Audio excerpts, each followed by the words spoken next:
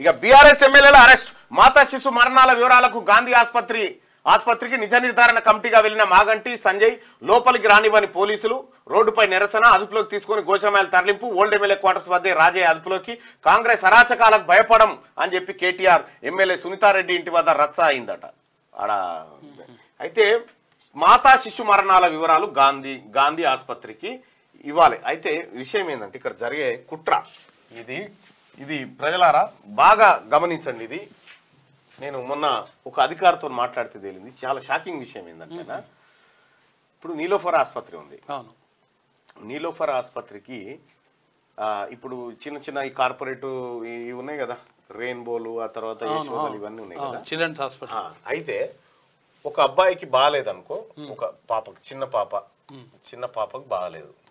బాగలేకపోతే ఏం చేస్తారంటే ఫస్ట్ ఈ కింది స్థాయి గ్రామీణ స్థాయిలో ఈ ప్రాంతంలో ట్రీట్మెంట్ ఇది బాగలేదు, కొంచెం క్రిటికల్గానే ఉందనేటువంటి ఆలోచన కింద వస్తే ఈ ఆర్ఎంపీఓ లేకపోతే ఇంకొక దగ్గర వీళ్ళు ఏం చేస్తారంటే ఇటు పెద్దదానికి రిఫర్ చేస్తారు. వాళ్ళకి తెలిసిన దానికి పెద్ద కార్పొరేట్కి చేస్తారు. ఈ కార్పొరేట్కి చేస్తారు కదా, ఈ కార్పొరేట్ ఏం చేస్తారంటే ఇలా కాడ పైసలు గీసలు కౌన్సిలింగ్ అని పెడతాడు. కౌన్సిలింగ్ ఫస్ట్ తల్లిదండ్రులకు ట్రీట్మెంట్ ఏమో బిడ్డకు, కౌన్సిలింగ్ ఏమో తల్లిదండ్రులకు.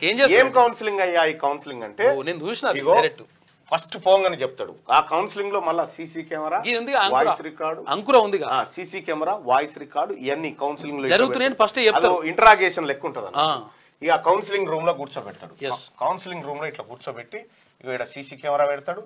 ఇక దీంట్లో వాయిస్ రికార్డ్ అవుతుంటది. ఈడో కుర్చీ వేసి ఇక డాక్టర్ గారు ఇక్కడ కూర్చొని ఇలా చెప్తుంటాడు ముచ్చట టేబుల్ ముంగట. ఏమనుకుంటే ఇక మీ పాప 800 గ్రాములే ఉంది, 800 గ్రాములు మాత్రమే ఉంది. ఈ పాపకు ఇగో ఈ మల్టిపుల్ డిసీజెస్ ఉన్నాయి, వీటిని ఒక్కటొక్కటిని తగ్గించుకుంటూ పాప వెయిట్ ను పెంచుకుంటూ రావాలి. అప్పటి వరకు ఐసీయూలోనే ఉంటుంది. మినిమం 10 days మనం ఐసీయూలో పెట్టి పరిశీలించాలి. ఆ తర్వాత పెరగొచ్చు. ఎట్లా చెప్తారంటే అది పెరుగుతుందా అని కూడా చెప్పడు. కాదు, మనం ఇవి చేయడం వల్ల కొంత అవకాశం ఉంటదని చెప్తాడు. అవకాశం అని చెప్తాడు. నువ్వు అన్నావు కదా అన్న నీకు లేదుగా అవకాశం. చాలా తెలివిగా కౌన్సిలింగ్ ఈడ 10 రోజులు పెట్టాలండి. ఈ 10 రోజుల్లో కనీసం మీరు ఒక 10 లక్షల రూపాయలు దగ్గర పెట్టుకోరని చెప్తాడు. ఈ 10 లక్షలు మీ తాను ఉన్నాయా లేవా కనుక్కోవడానికి కౌన్సిలింగ్ అంతే. మీ తాన 10 లక్షలు ఓకే సార్ మేము చేసుకుంటాం జర పాప జాగ్రత్త అన్నాం అనుకో, ఇక మళ్ళోసారి కౌన్సిలింగ్ ఉంటది. ఈ 10 ఏం చేస్తారంటే ఇలా దాని ఉన్నట్టున్నాయని 20 చేస్తాడు. ఇట్లా మీ మైల పూలు అంతా తీస్తాడు. ఈ 20 చేసి ఏం చేస్తాడు? 20 చేస్తాడు. నేను ఉన్నాను కౌన్సిలింగ్ కూడా పోయినా, అంటే అది చూసిన. ఈ 20 చేస్తాడు కదా, 20 చేసిన తర్వాత ఏమంటారంటే ఈ హాస్పిటల్లోనే ఇగో మేము కొంచెం క్లౌడ్ ఫండింగ్ చేస్తాం మేము. ఏం చేస్తారంటే 10 అయిపోయిన తర్వాత 20 చేసేటప్పుడు ఏమైతే మేము కూడా కొంత పాపను బతికించాలనే ఉద్దేశంతో కొద్దిగా చారిటీలు అక్కడ ఇక్కడ ప్రయత్నం చేస్తాం, మీరు కూడా చేయరంటారు. మీరు ఎంత మేము చేస్తే 1 లక్ష అయినాయి అని చెప్తాడు. దవాఖాన 9 మళ్ళీ నీయే ఏమంటే కుదబెట్టుకురా. ఫస్ట్ నువ్వు ఉంగురాల బ్యాచ్ జర నగలేసుకొని పోయి వాళ్ళ కాడ కూర్చొని ఇక ఇట్లా చెప్పినావు అనుకో, వాళ్ళు అచ్చా ఉన్నట్టు వీని పని చేయరా అని చెప్పి పైనుంచి వస్తూనే ఉంటది. ఈ పోరడు ఇన్నే ఉంటాడు 800 గ్రాముల కానీ ఇక ఈ పైసలేమో ఇక పెరిగిపోతూనే ఉంటది. ఇక యశోద ఆసుపత్రిలో ఇప్పుడు మన అఖిల్ పాషా పాపంలో ఉంది. అయితే బిల్లిగా దంచి కొడుతున్నారు అనుకోరాదు. అయితే ఏం చేస్తారు ఎక్కడైనా ఇవి చేసినా కూడా ఈడ బేబీకి ఏం జరగానో గదే జరుగుతుంది అంతే, అందుకని మిక్కిలి ఏం జరగదు. ఈడేం చేస్తారంటే ఈడ ఇక బేబీ బతికే పరిస్థితి లేదు అనుకో, మాక్సిమం పిండకాడికి ఏం చేస్తారంటే ఐసీయూ సెటప్ ఉన్నటువంటి అంబులెన్స్ ఏర్పాటు చేసి మీరు నీలోఫర్ తీసుకుపోరని చెప్తాడు.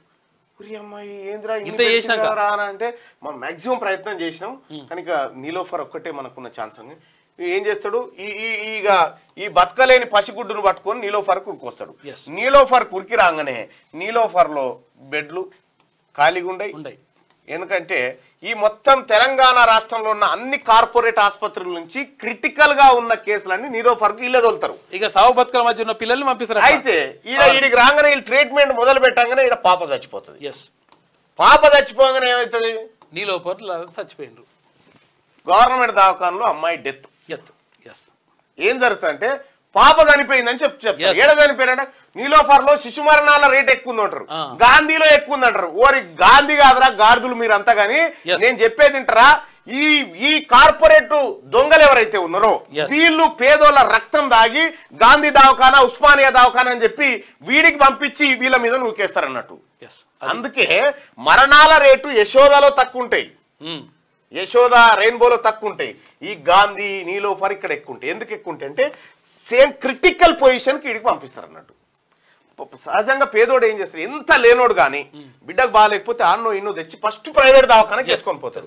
ప్రైవేట్ లో మైలపూర్ అంతా అయిపోయాక మనం నీలోఫర్కి పోతాం. కానీ అదే నీలోఫర్కి పోతే ఆర్థికంగా సేవ్ అయ్యేటోనివి, బచాయించేటోనివి, అప్రపాలు కాకపోయేటోనివి, అవకాశం ఉంటే పాప బతికేది.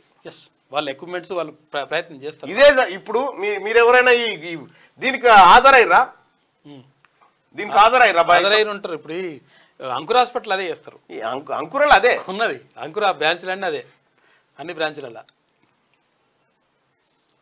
మీరెవరైనా ఈ డాక్టర్ల కౌన్సిలింగ్ హాజరైన మీకు ఎక్స్పీరియన్స్ ఉందా బైసాబ్? నేను చెప్పింది ఉంటది, కొంతమంది ఉంటారు.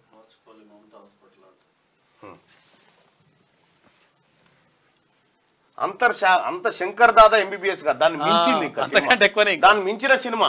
నువ్వు ఏమీ లేదు, నువ్వు ఫస్ట్ ఆడికి పోయినావు అనుకో, సారు ఎట్లన్నా చేయి, సారు ఎట్లన్నా బతికి, సారు పేయి మీద బంగారం కనిపించదు మళ్ళాలకు. దవాఖానానికి పేయి మీద బంగారము, కడియాలు, ఉంగరాలు కూడా కనిపిస్తేనంటే కథం చేద్దాం మనం అని చెప్తాడు. నీవు ఈ వట్టి పసుపు తాడుతోటి ఏం లేకుండా ఒట్టిదే సొప్పబెండు పెట్టుకొని పో, ఈడ కాదమ్మా చాలా కష్టం కాదు తీసుకెళ్ళండి అని చెప్తాడు. నీకు ఇగో ఎక్స్పీరియన్స్ ఉంది కదా, 100% కరెక్ట్. ఇగో ఇదే జరిగేది, నాకు జరిగిందన్న అని చెప్తాను. చాలా మంది జరుగుతుంది.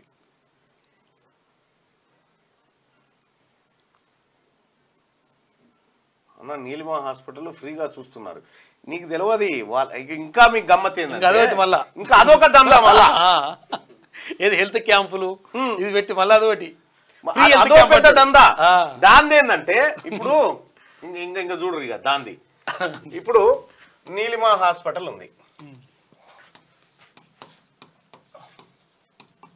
నీలిమా హాస్పిటల్ ఉంది, కానీ ఈ నీలిమా హాస్పిటల్ పక్క పొంటి నీలిమా మెడికల్ కాలేజ్ అని ఉంటది. నీలిమా మెడికల్ కాలేజ్ ఇది ఉంటది కదా. అయితే ఈ మెడికల్ కాలేజీలో చదువుకునేటువంటి 600 మంది విద్యార్థులు ఉన్నారనుకో, ఈ 600 మంది విద్యార్థులకు ప్రాక్టికల్స్ ఎక్కడి నుంచి కావాలి? అంటే వీళ్ళు ఎవరి మీద నేర్చుకోవాలి? ప్రయోగాలు ఎవరి మీద చేయాలి? వీళ్ళు ఇంజెక్షన్ ఎట్లా ఇవ్వాలి, ఏం కాతా, సూది ఎట్లా, మంది ఎట్లా, ఆపరేషన్లు ఎట్లా, వీళ్ళు ఎట్లా నేర్చుకోవాలనుకుంటారు? ఇగో ఈ హాస్పిటల్కి వచ్చేటువంటి మంది మీద ఇగో ఈ పోరగాలను ప్రయోగం చేస్తారన్నట్టు. ఇదే ఫ్రీ. ఇంకా మిమ్మల్ని ఆయాలా అప్పుడప్పుడు ఎక్కించకపోతారు, మెడిసిట్ కాడ ఫ్రీ, ఈడికి ఫ్రీ రారే అని. ఎందుకు అనంటే ఈ హాస్పిటల్ ఉండాలి, హాస్పిటల్లో దాదాపు ఓపీలు గిన్నుండాలి, ఆ తర్వాత ఏది ఇన్పేషెంట్స్ ఐపీలు గింతుండాలని ఉంటది లెక్క. అప్పుడే ఈ నీలిమా మెడికల్ కాలేజీకి అనుమతులు ఉంటాయి. ఈ మందిని చూపెట్టకపోతే ఉండదు. ఈ మందిని చూపిస్తందుకు మిమ్మల్ని ఫ్రీ రైడ్ అని చెప్తారు అన్నట్టు. బస్సులు పెట్టి ఫ్రీగా తీసుకుపోతారు మిమ్మల్ని. వాళ్ళకి ఇన్స్పెక్షన్ ఉందనుకో కాలేజీకి, నేను ప్రత్యేకంగా తీసుకుపోతారు. వాళ్ళ బెడ్లు, పాలు, మన్ను. నువ్వేమనుకుంటావు, అరే ఇంత మంచిగా చూస్తారు అరే దవాఖాన కాదు, నీ కోసం కాదు, అది వాళ్ళ కోసం, నీ కోసం గానే కాదు. కోట్ల రూపాయలు తీసుకుంటారు కదా పిల్లల దగ్గర.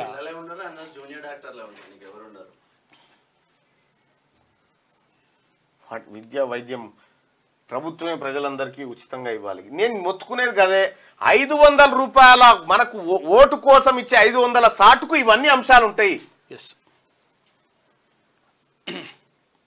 గవర్నమెంట్ హాస్పిటల్ స్లోగా ట్రీట్మెంట్ అవుతుంది అన్న తప్పు. అది స్లోగా ట్రీట్మెంట్ ఎప్పుడు కాదు.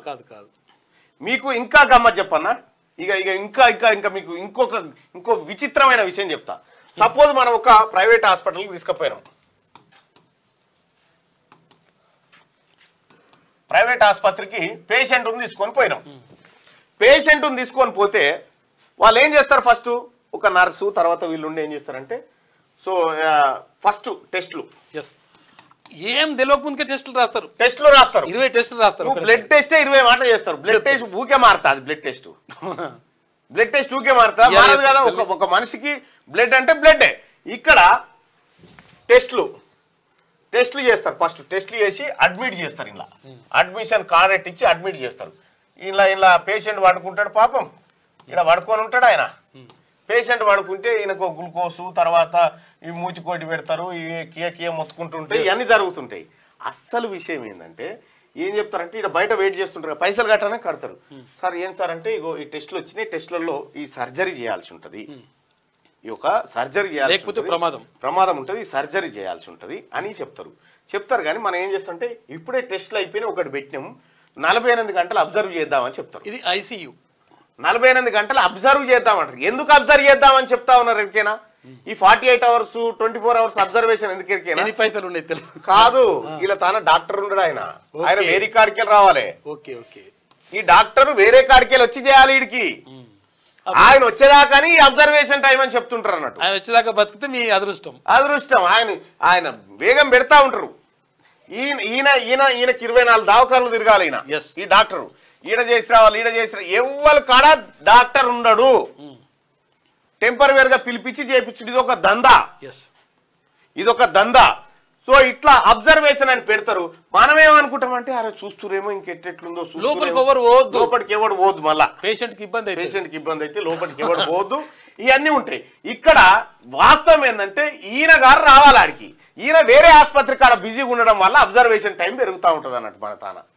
ఇదో దందా. స్లోగా అవుతుందని అనుకుంటారు కదా, స్లోగా ఏం కాదు, జరిగేదంతా గిదే.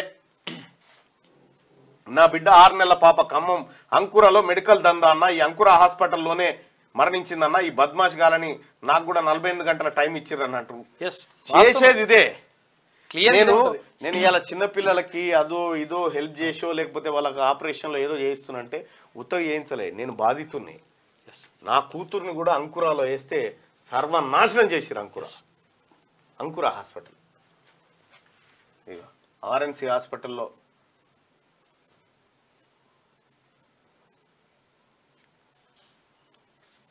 సౌత్ అలైన్మెంట్ మార్చడం గురించి మాట్లాడండి సార్. మాట్లాడదాం. ఇప్పుడు మనం ఈ టాపిక్లో ఉన్నాం కాబట్టి చెప్తా ఉన్నా. ఎస్, మీకు జరిగిందా బైసాప్ ఇదంతా? మీకు కూడా ఖచ్చితంగా ఈ కౌన్సిలింగ్ చూసి ఉంటారు, ఈ అబ్జర్వేషన్ చూసి ఉంటారు, ఐసీయూలకు ఎవరు పోవద్దని చూసి ఉంటారు. గాంధీ దవాఖానలో అయితే మనం ఈజీగా పోవచ్చు, మనం పేషెంట్ను చూసుకోవచ్చు. ఎందుకంటే ఆడ ఉన్నట్టు ఉంటుంది కదా. ఈడ జరిగేది దందా కాబట్టి నేను చూడనియరు అన్నట్టు. క్యూబాలో ప్రైవేట్ హాస్పిటల్స్ ఉండే, అంబులెన్స్ కానించే స్టార్ట్ అవుతుంది. అంబులెన్స్ కానించే దందా స్టార్ట్. ఇదే యశోద ఆసుపత్రికి అందులో ఉన్న పేషెంట్ను చూస్తందుకు పోయిన ఒక జర్నలిస్టు అన్ననే చచ్చిపోయాడు. చూస్తందుకు పోయి మా తమ్ముడికి బైక్ యాక్సిడెంట్ అయిందన్న, మలక్పేట యశోద ఆసుపత్రికి తీసుకెళ్తే రోజుకు 1,20,000 అన్నారు. 7 రోజుల తర్వాత చెప్పలేమన్నారు. ఈఎస్ఐకి తీసుకెళ్తే వాళ్ళు వేరే హాస్పిటల్ పంపారు, మంచిగా ఉండట. ఈయన మైలపోలు తీసిరు అప్పటికే 7 రోజులకు. టిఎక్స్ హాస్పిటల్లో 9 lakhs అయినాయి అన్న 17 daysకి. మెడికల్ హైడ్రా రావాలని చెప్తాను. మొత్తం ఇదే దందా దోపిడీ బైసాప్. Medical mafia, education mafia దిగబడిపోయింది.